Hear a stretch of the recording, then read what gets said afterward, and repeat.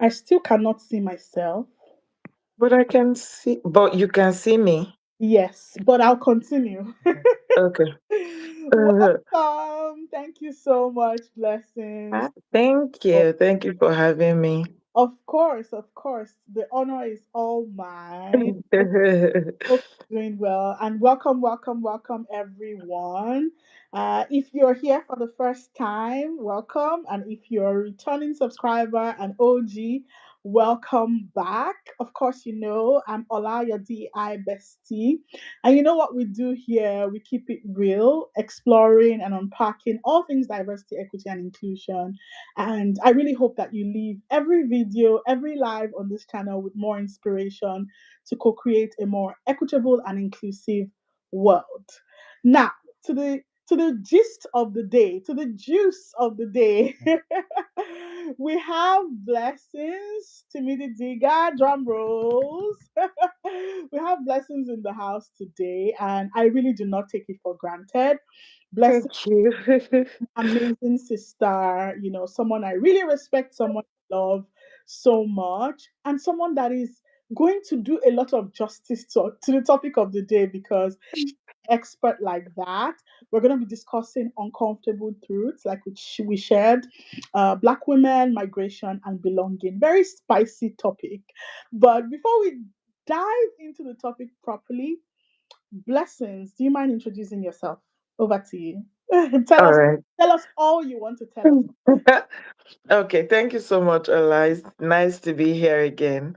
No, I said again. It's nice to be here with you, but first time here.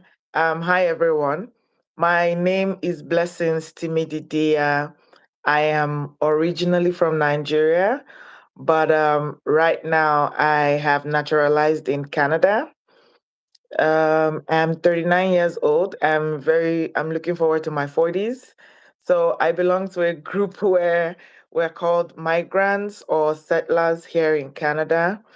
And I work in sexual reproductive health and rights. I have done this for 20 years now.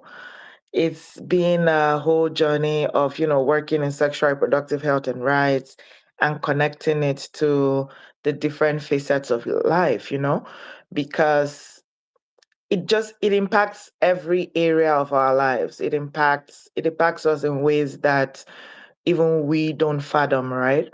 And the fact that there is inadequate research, inadequate funding on these issues just make it more difficult for us. And so the onus lies on a lot of us to do the talking, the speaking, the pushing, the lobbying, and that's where I belong. I am a doctoral student. I'm doing my PhD right now on social justice. Thank you so much. I love to read both academically and for leisure. I read a lot. I read everything from tickets. I'm that person. You give me my ticket, I'm reading it. You give me my bill at the restaurant, I'm reading it. I love to read. And then I love being in school. So yeah, doing a PhD. I haven't run mad yet. Hopefully, knock on wood, that I finish without losing my marbles. But we get to do a lot of writing, a lot of publishing, a lot of speaking, and I love that aspect. Doing my PhD is something I've done this work being on the front line for a lot of years. So doing a PhD is going to help me like segue fully into academia. Mm. On the personal side, I'm a mom. I have two daughters. I have an older daughter and I have an infant, but it just helps. It helps balance me. My older daughter is at the age where she can give me advice and ground me, and Yeah. then my younger daughter is, she's at that little age where I kind of have more reasons to push every day. Mm. What else should I tell you? I love colors. It's unfortunate that I'm wearing black today. I had to wear that because of the background. I didn't know how it was going to interfere with the interface, but I do love colors. I believe that we should live life in colors. And when you live in a country like Canada, you have to deliberately incorporate colors into your life. If not, you just find out that all your clothing is black or gray. So I love colors. I love to rest. I love to rest. I love to sleep. The part of rest that I really love is sleep. I always look for an excuse to get on my bed.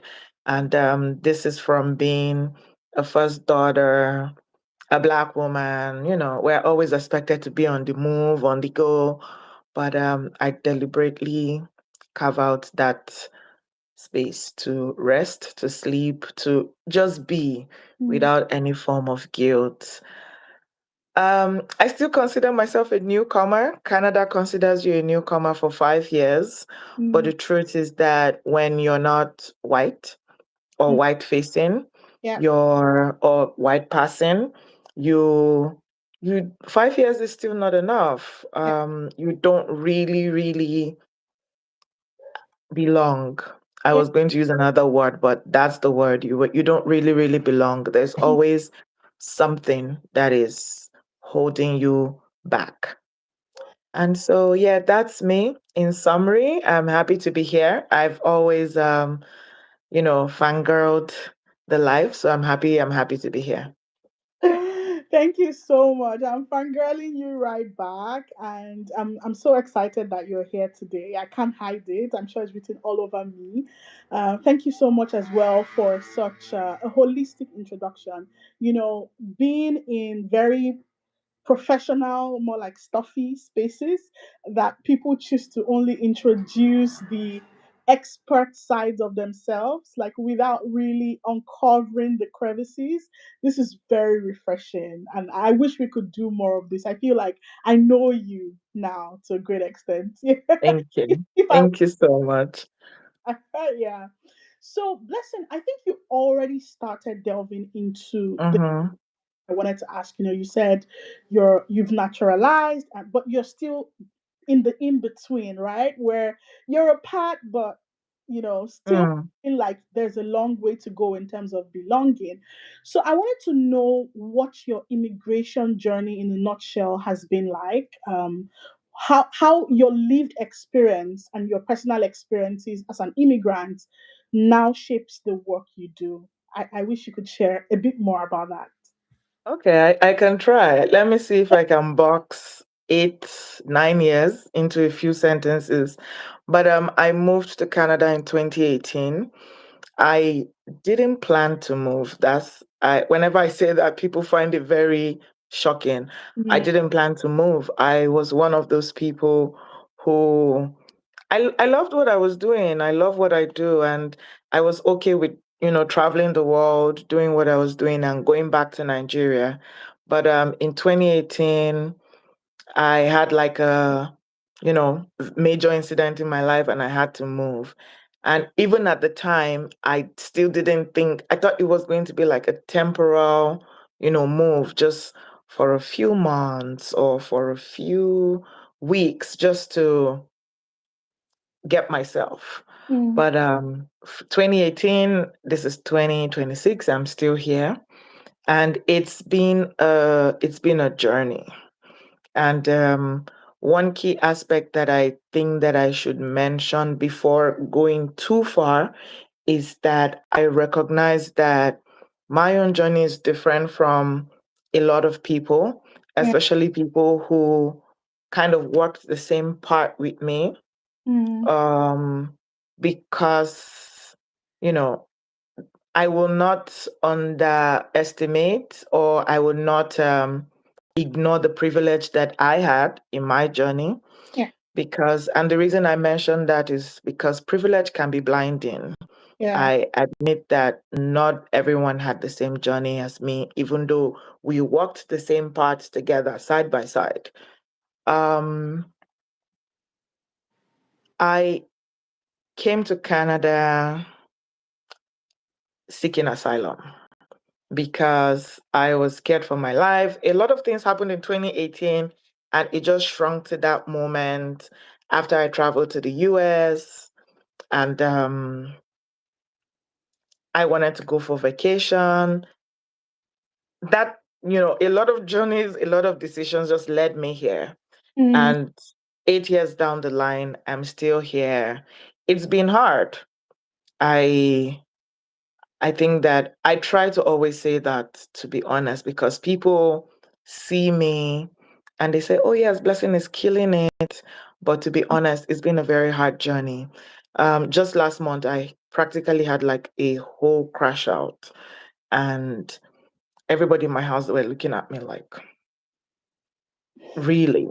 But yeah, really, because I still have moments where I ask myself, "Did I do the right thing? Did I, when I think of my journey, when I think of what I was becoming, sometimes Mm, I grieve that journey. I grieve leaving so much behind and having to start from ground zero. So people always say that we start from where we are. To be honest, as a migrant, as a Black woman, a lot of times we start from ground zero, and I started from ground zero. mm, So that part also is there, and it also shapes how I move. It shapes the work I do. It shapes my own personal identity, because sometimes I just remember and like, I try to I try to project what my trajectory would have been if I didn't migrate. mm, And while still being grateful for where I am right now, where I've found myself, and how well, quote unquote, I'm doing right now. But my migration journey has been filled with a lot of lessons. I have faced a lot of microaggressions. I have faced a lot of macroaggressions. Some of the aggressions are very micro that I don't clock it till months after. I just wake up and I'm like, wait, what? That that was not something that should have happened. There's also been growth along the way. yeah, There's been a lot of allies. There's been people who have just, mentioned my name in the room. There's been people who have just helped prop me, who have helped, remind me of who I am, even though I am here, right now. yeah, And there's been a lot of unlearning, there's been a lot of learning, there's been a lot of having to take a step back and evolving, yeah, because again, that's one mistake that a lot of migrants make. When you get to a new society, you're still with that old mindset. You're still with, you're not dropping. There are certain things that you're supposed to drop and pick up certain things. You're not dropping it. You're just moving as if you're still where you used to be. So there's been a lot of evolving, mm, and it's still ongoing. So yeah. mm. Oh, your journey sounds so full, in the sense that there has been all sorts, like all Yeah. of the emotions, all of the works, right?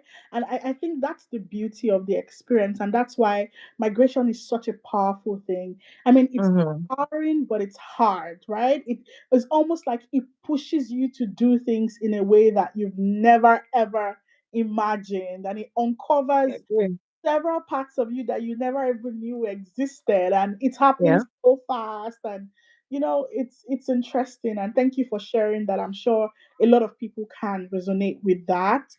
Blessing, when we started to talk about belonging, but Mhm. I think before we even unpack that further, I'd like to know what you conceive of the word. What does belonging mean to you? Like, not dictionary definition, not Max Weber or Oxford.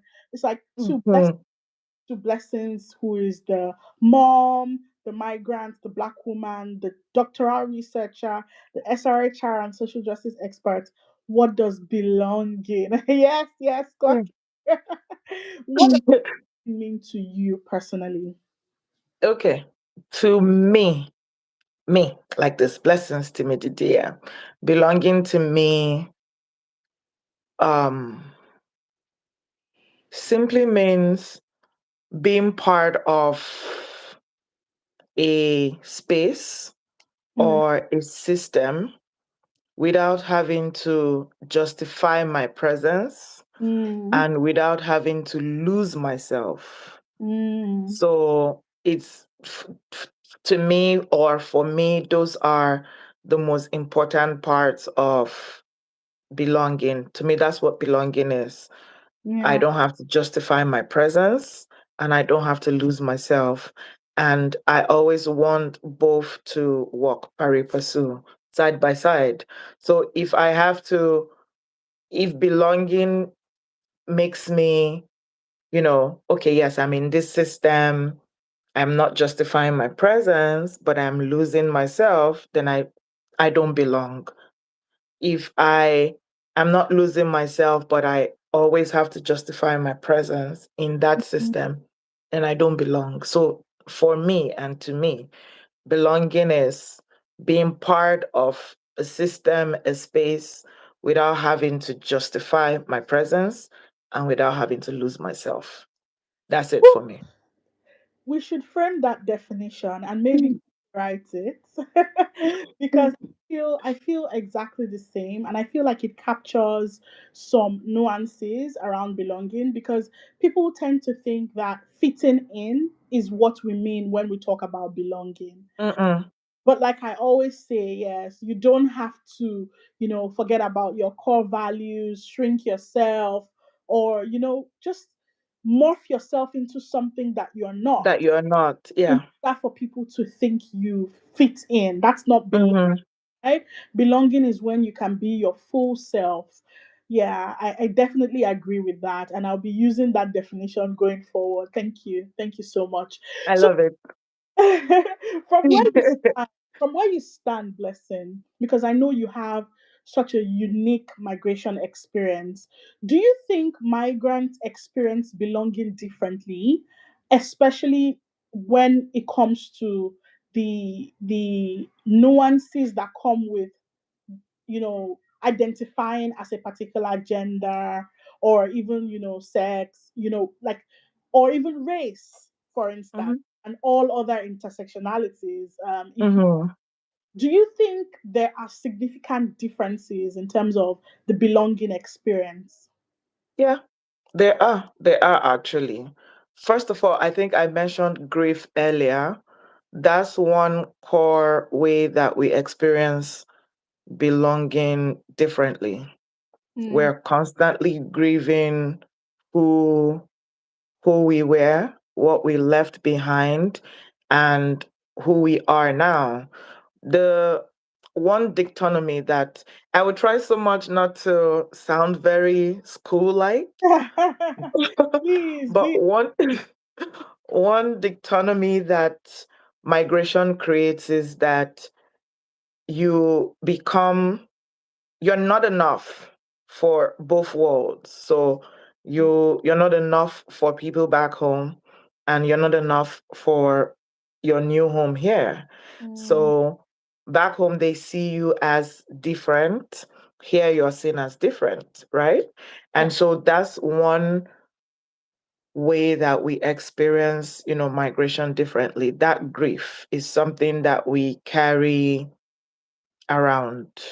And it's not everyone who, takes a step back to grieve properly, allow themselves grieve. And you can see, you can tell if you're someone who works in certain spaces, when you come across certain migrants, you can tell that they haven't grieved their migration journey. And so it reflects in everything that they do. It Mm, reflects in how they carry themselves. It reflects in how they navigate the system. There's usually mm, that battle, right? It mm, makes it harder. But we experience belonging differently based on our race, our gender, our class, mm, our mindsets, our religion, mm. our language. You come from, for example, now I was born in Nigeria and I was, every school I went to, we spoke English. English is our first language. Yeah. And then you come to a country like Canada and they're like, oh my God, you speak English so well for, I'm like, No, don't do that. I was brought up in English. Yes. In fact, I'm sure I can speak better English than you because our expression of English language as Nigerians, as Africans, is very robust. We use very bogus words. We're very expressive. And so that's one way that we experience belonging differently. Our sexuality. Yeah. You think you're one way, and then you come and you realize that, okay, maybe I'm not that way. Mm. Or you come and you realize that the way you know, or the way that everybody tries to prop up is not the only way. There are other ways. The migration status, the truth is, there's a hierarchy, even though we try not to say it loud, there's a hierarchy.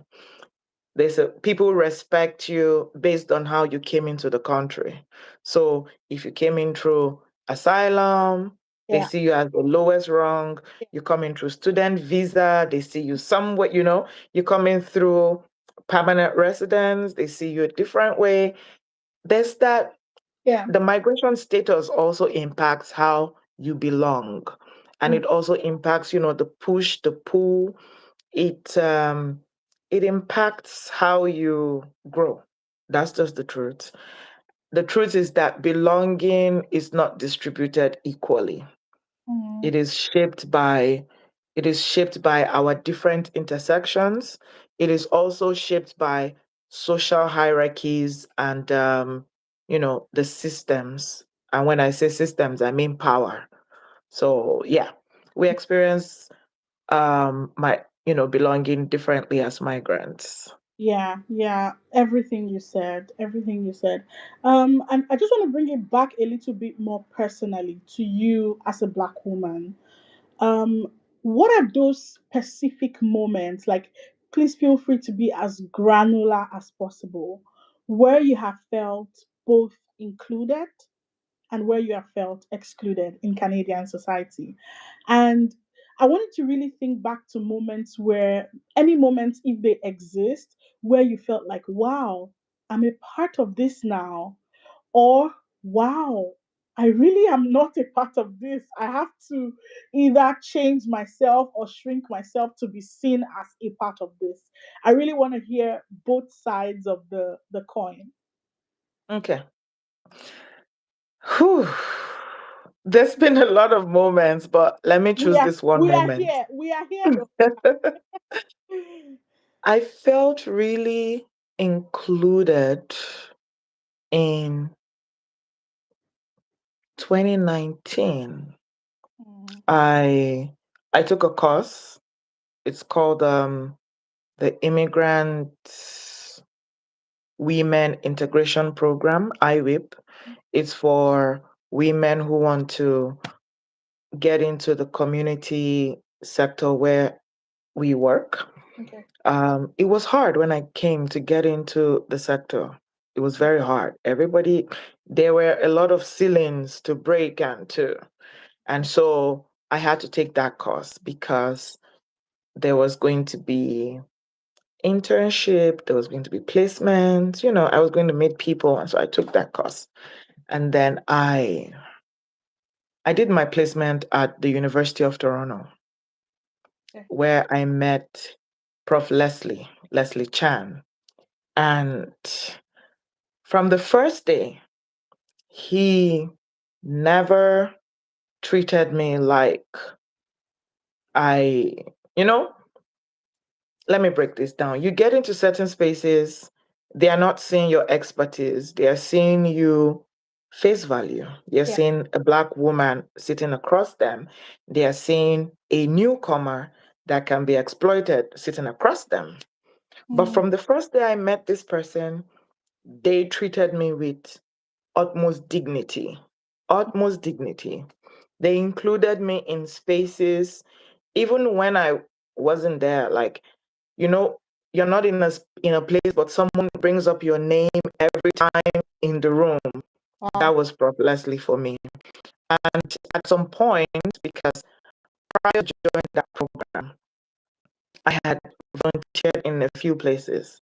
And Mm, in one of the places where I volunteered, they kept like reminding me that I didn't have Canadian experience. They kept reminding me that I, Black woman and all that. And so I went into the University of Toronto with that mindset. And Mm, I would always have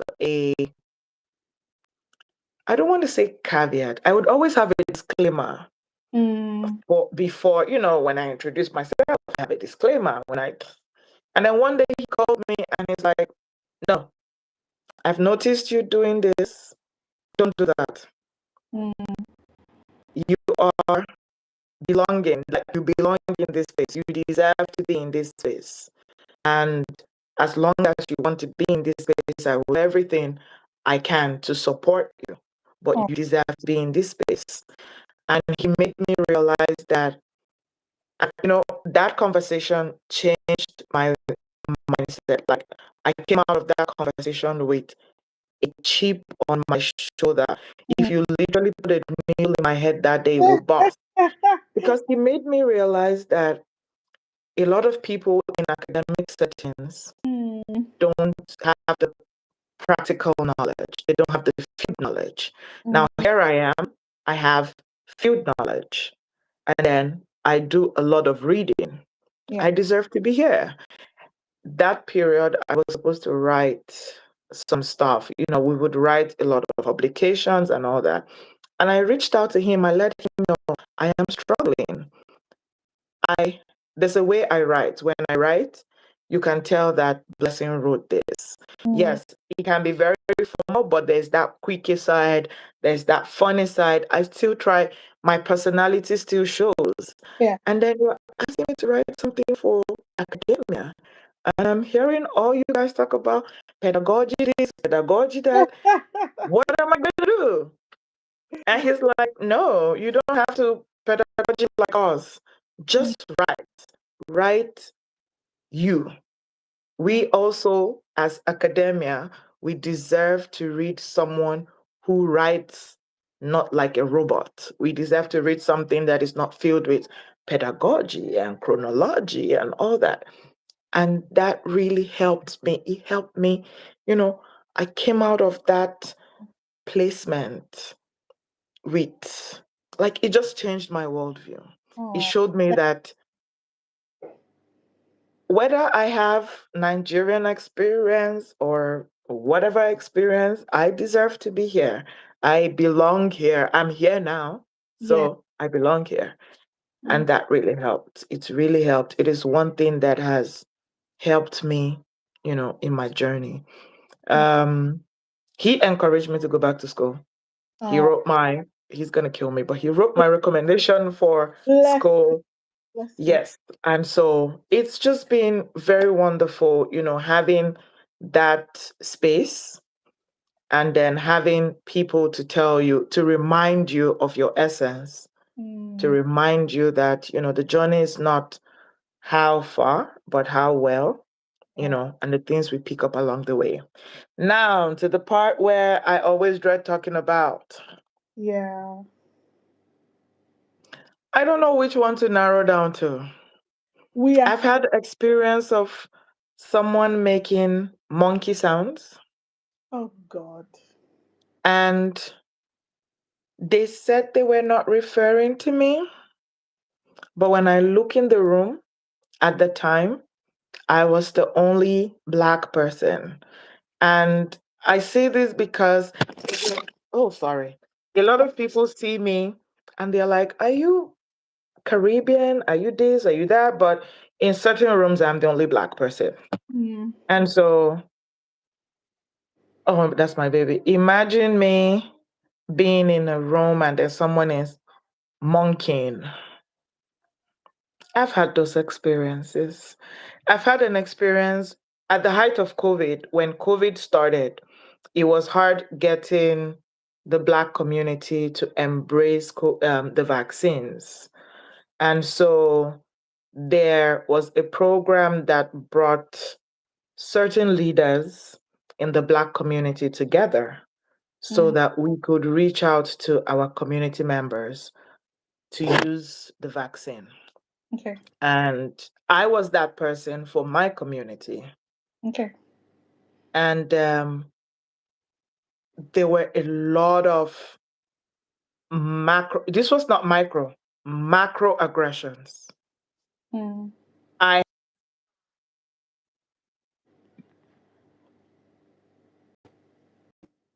hello, oh, can you see me?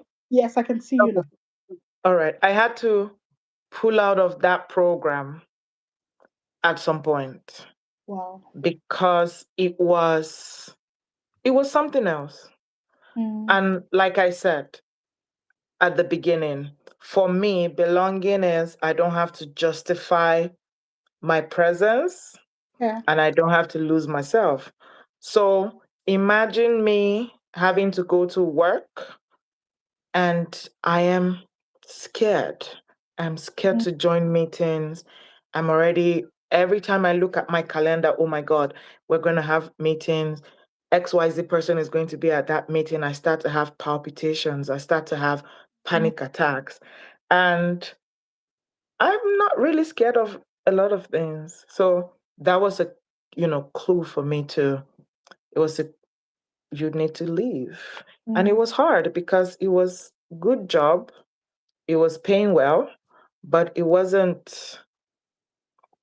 Serving. wasn't fulfilling. It wasn't helping. It was adding to my issues. And so I left.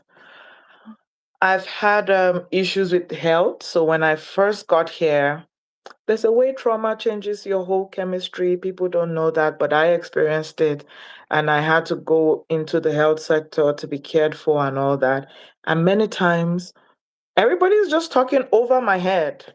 And I'm like, I'm right here. I'm telling you how I feel. But everybody's just saying, oh, this is, they're deciding for you.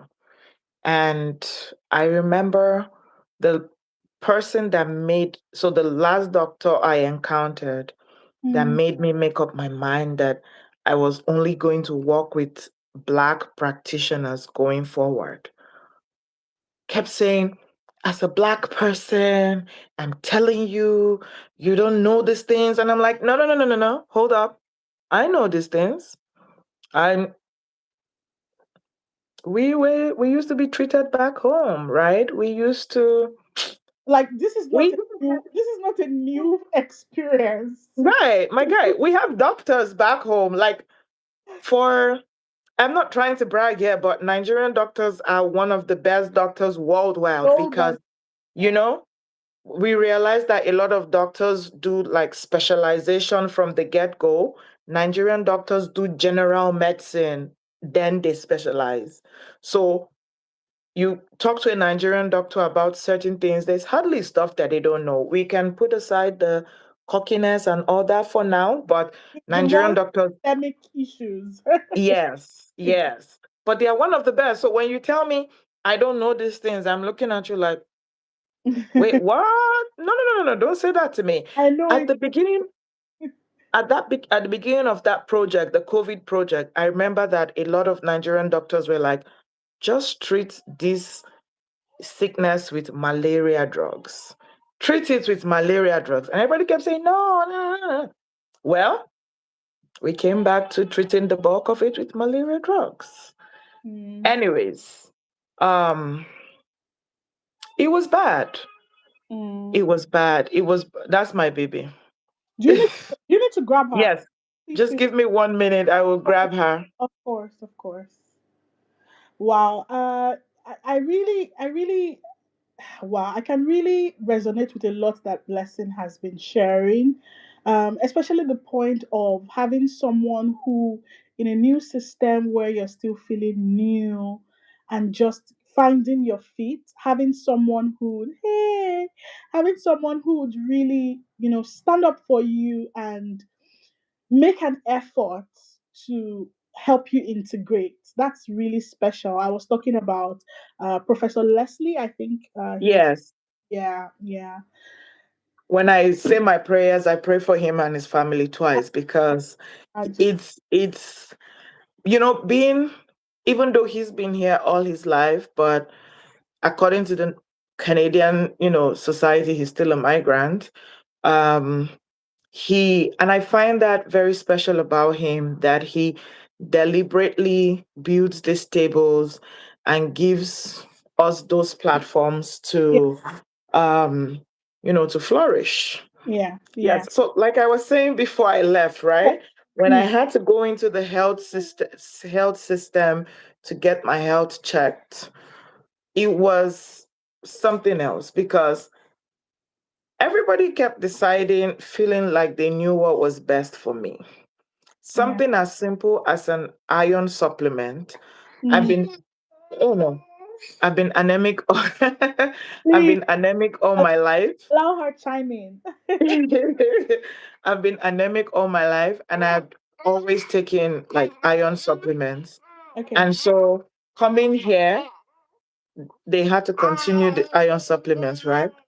But Yeah. the doctor at the time changed the supplements.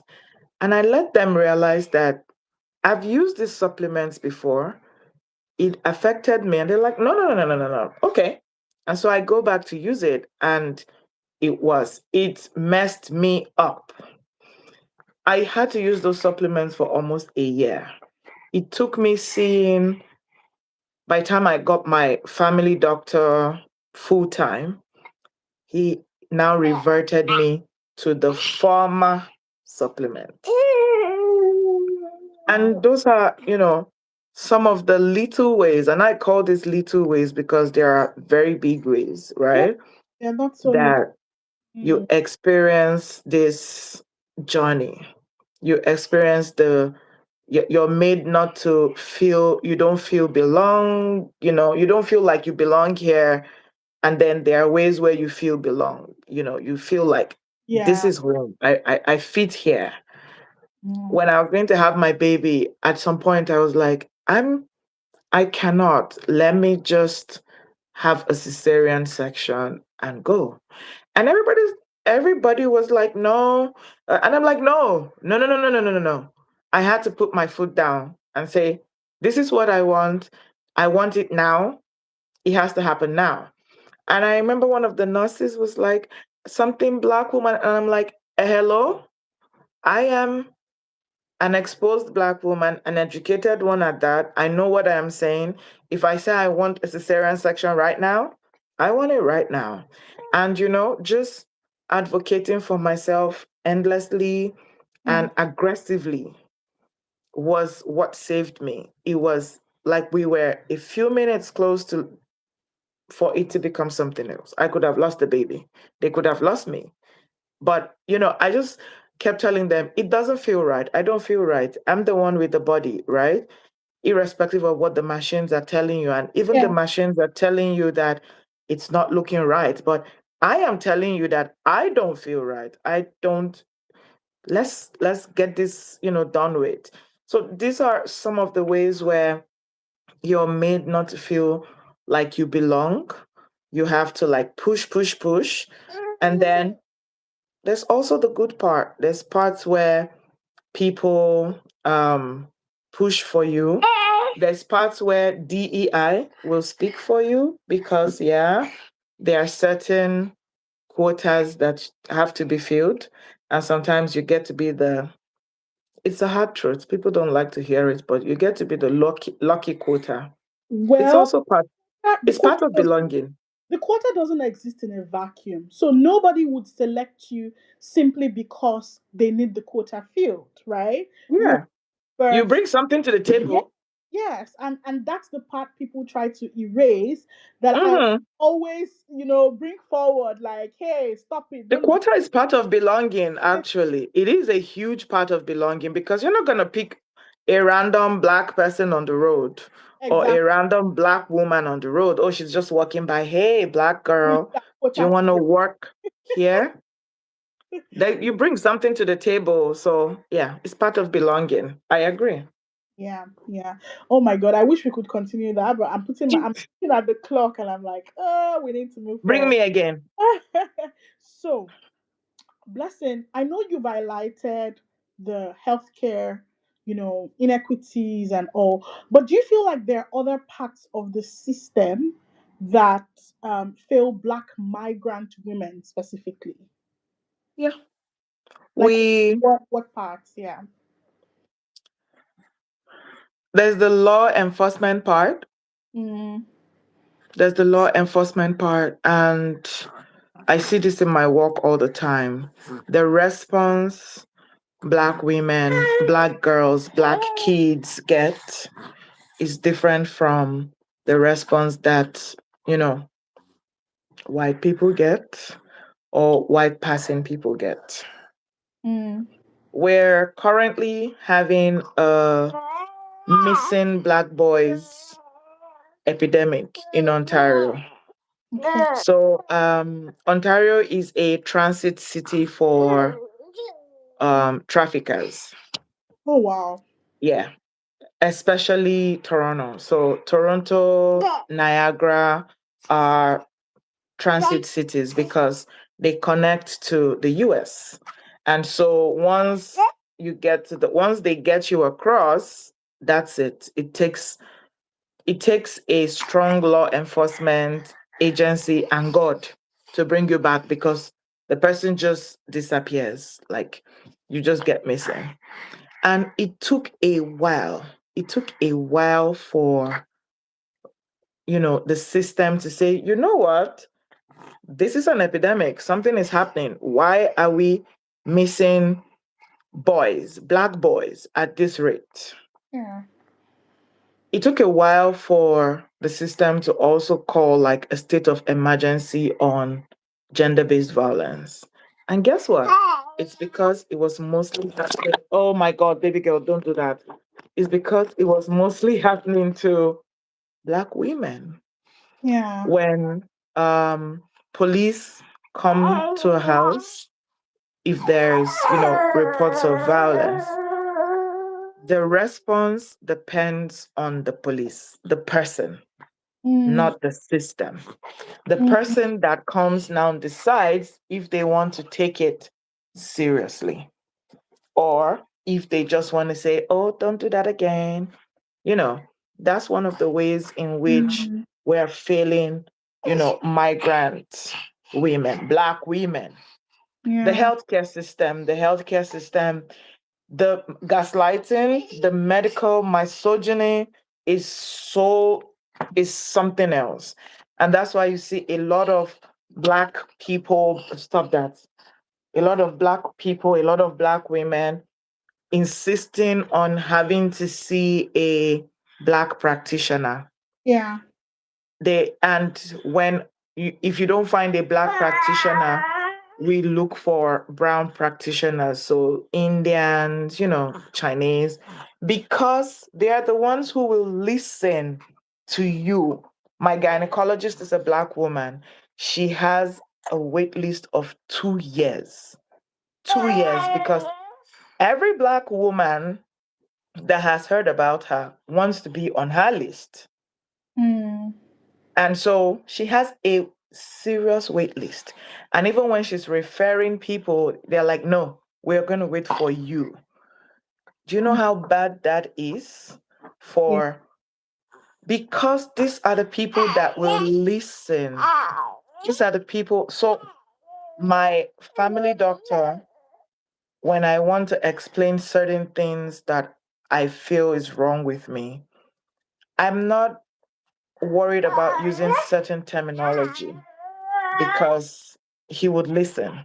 Even if he doesn't understand it, he'll go, you get what I mean, right? Yeah. But some practitioners will just shut you down from the word go. And Yeah. so those are the ways in which, we're failing migrant women. Even in the job system, you Mm, of come here, you see a lot of Black women taking up care jobs, I'm not saying that these jobs are not course. Of good course. jobs, of course, but it is the system. There is that, there's the need for, okay, go down. There's the need for, the, the glass ceilings, the requirements are getting harder by the day. And so now you're left with certain jobs. In social justice, we call them the 3Ds: the dirty jobs, the dangerous jobs, and the discriminatory jobs. So the Mm, dirty jobs nobody wants to do, the care jobs, mm, they make the entry level for those kind of jobs very easy. yeah, The dangerous jobs, the jobs where you're taking care of someone, they're breaking a bottle on your head and you cannot react because, okay, they have dementia, okay, it's part of your job, blah, blah, blah, dangerous jobs. Jobs where you are at a risk of being attacked, yeah, both physically, sexually, and you cannot do anything about it because then when you react, you become the abuser. yeah, But at that moment, a lot of times it is defense. Then the discriminatory jobs, the jobs where if you're a refugee, you have your work permit starts with a certain number. You cannot go above certain jobs. Certain sectors will not take you the moment they realize that, oh, you're not fully into the system, even when you have those the requirements, you have the mm. expertise. You can do the So you can do the job, uh, but the discriminatory policies in place will not, let you.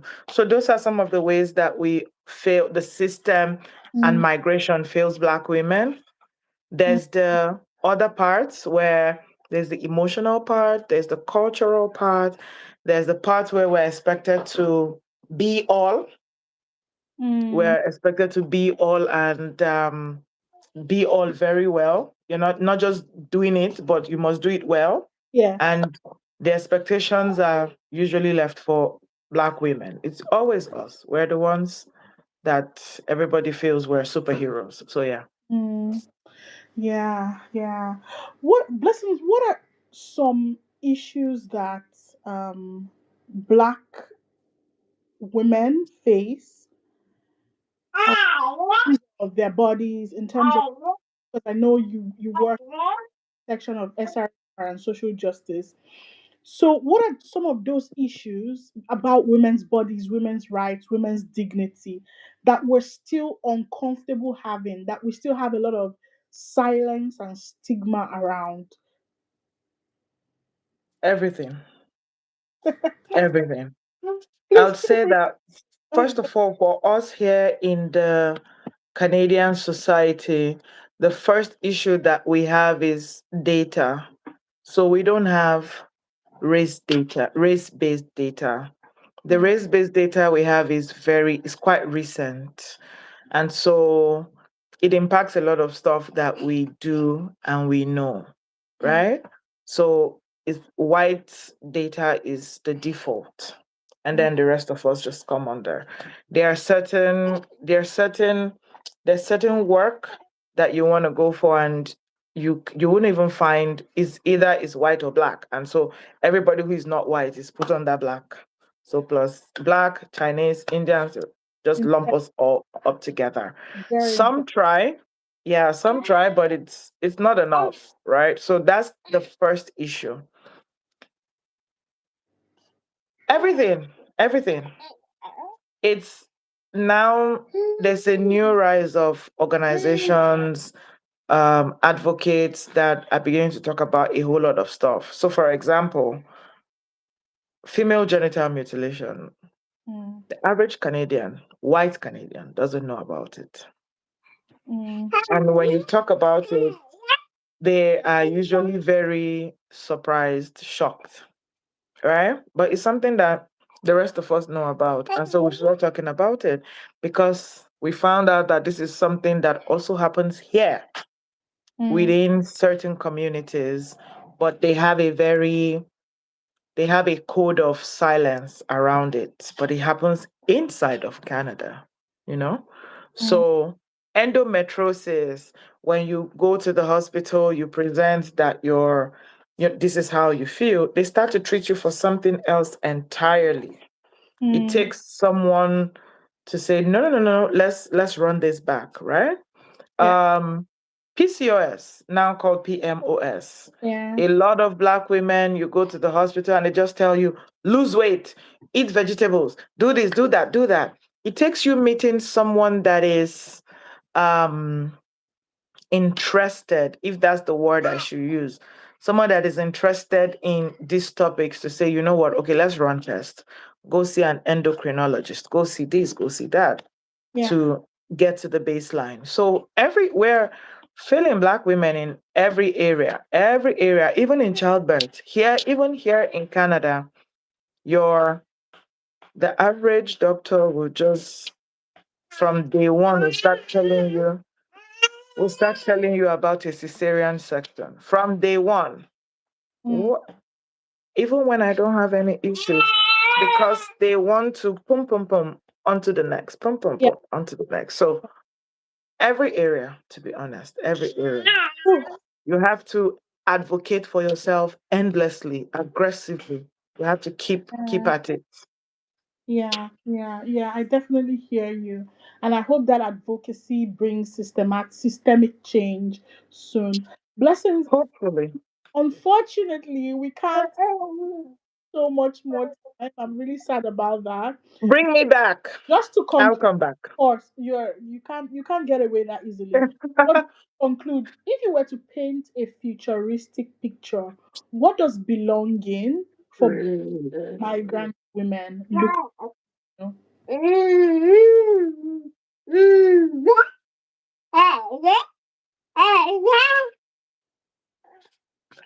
Okay.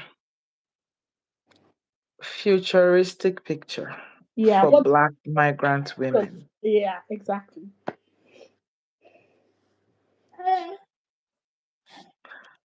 I look forward to a future for Black migrant women Mm, where we have systems that we don't have to. I will still infuse that my personal definition, where we don't have to justify our presence, mm, where we don't have to lose ourselves, even in the smallest ways, um, where the system listens to us. And when I say listens to us, this is putting in mind that no system is thorough, yeah, right? No system is thorough. But a system that listens is a system that can work for you. yeah, So I'm looking forward to that future where we don't have to justify our presence, we don't have to lose ourselves, where the system listens to us, mm, and there are no glass ceilings specific to Black women. So we know that there are there are ceilings that glass ceilings that, you know, cover women. yeah, But under the glass ceiling that all women stand, there is what we call a black ceiling. yeah, And it now makes the struggle harder. You have to now break the black ceiling before you now get to that other ceiling. yeah, And so I look forward to a time where we don't have those ceilings. yeah. If we have these four things, I feel that we can we can be better than we are. So a Mm, future where we don't have to justify our presence, we don't have to lose ourselves, the system listens to us, yeah. and there are no black glass ceilings. Yeah, yeah, very well said. Very well said. I mean, I understand the concept of the black ceiling, but I've never really heard it called that. So thank you for sharing that perspective. Social justice, we have definitions for every goddamn So the thing. framework for everything. Finally, blessing. If you were to talk to black or black girls who are currently navigating migration and identity, what would be your final words of wisdom, encouragement, or whatever to them? You belong. You are here. Your journey brought you here. And this is home now. So you belong. Irrespective of what anybody says, you do belong here. And you deserve to take up space. Take up space. Take up as much space as possible. And this specific message is for Black women and Black girls. please use the resources at hand. There are a lot of resources in the countries that you go to, especially free resources that can help you get into certain spaces, that can help you get into certain systems. I know Mm, that as Black people, we don't really like free things, but there are certain free things that make the difference. Use those resources mm, for your own good. If there is a free resource for camping and it's your thing, please go. You get to meet people, you get to meet other people, you get to network. I know that everybody always thinks of networking up, but we need to learn to network, you know, at our level. You get yeah. to make relationships that will carry you all through your life. I Mm. have friends from secondary school that we still carry each other through life. I've known Ola for Ola has been how many? It's 10 years. Are you sure it's not more? It's yeah. It's Like, and we've well, watched each other grow. We've through different stages of life. You yeah. know, so use these free resources. There's a free resource to check to do your resume. Please use it. Someone doing that resume can push your resume forward. Yeah. I mean it with all, as much as I tell people take up space and all that, these are part of the ways in which you're going to get into the space that you need to take up. Volunteer a lot. Mm, Use free resources. And most importantly, if you haven't grieved that journey, please grieve. mm, Grieve the journey that brought you here, the people you left behind. It's a lot. For me, in closing, I come from a very close family, and then being here has robbed me of experiencing a lot of milestones in person. yeah. Yes, I experienced it virtually. They send me pic, but it's not the It's same not the thing. And same. so I have grieved that a lot of things will happen and I will not be there. It doesn't make me a bad person. It doesn't make me a but it is what it is. There are times where things happen and I feel, oh, let me go home. And then when I look at the plane ticket, it's like 2,000 something dollars. And people back home are like, you know what? That 2,000 something dollars is going to solve more problem than you coming. Send Send it. it. So I have grieved that journey that a lot of things would happen in my absence with my loved ones, but Mm, I'm also going to build new, you know, memories with the loved ones that I get here. yeah. So you need to do that. But please use free resources. I go to places and I don't see any black, I hardly see black girls, black women there. And these things are free. If you have a library in your city, please get a library card. Your library card is not just for borrowing books. Your library card is access to a lot of stuff. If you are ever stranded, your library card will help you. The library also sometimes serves as a shelter for homeless people before a first responder will come. If Oh, you're really? fleeing abuse, That you get yeah, really? yeah. If you're fleeing abuse, go to the library, talk to the librarian. They would keep you safe and get a first responder, police, or someone to come. Mm, These are the ways where these are the, the examples of the ways where you can take up space and try other stuff. We want people to try our stuff. We want people to wear our Ankara and our clothes and all that. Try stuff. Don't go to Mexico and start looking for jollof rice. Eat people's food. That's ah, how you I integrate. I feel dragged, but it's fine. There was a drag. It was not intentional, but yeah, take the message. Don't shoot the Of messenger. of course, of course. Thank you so much, Blessings. You've Thank you for having made me. such a Say, hey say baby hello. an appearance. Ah, yeah, she said hi. Hi, Say hello. hi. Yeah, we Huh? got all the No, nuggets don't touch from it. you as well. Thank you for chiming into the conversation. So blessings, expect the second edition. It's been I so will be back. it's been I'll be so looking good. forward to it. Thank you so much. And thank you everyone Thank you. for joining. Thank you, everyone. See you on the next one. Bye.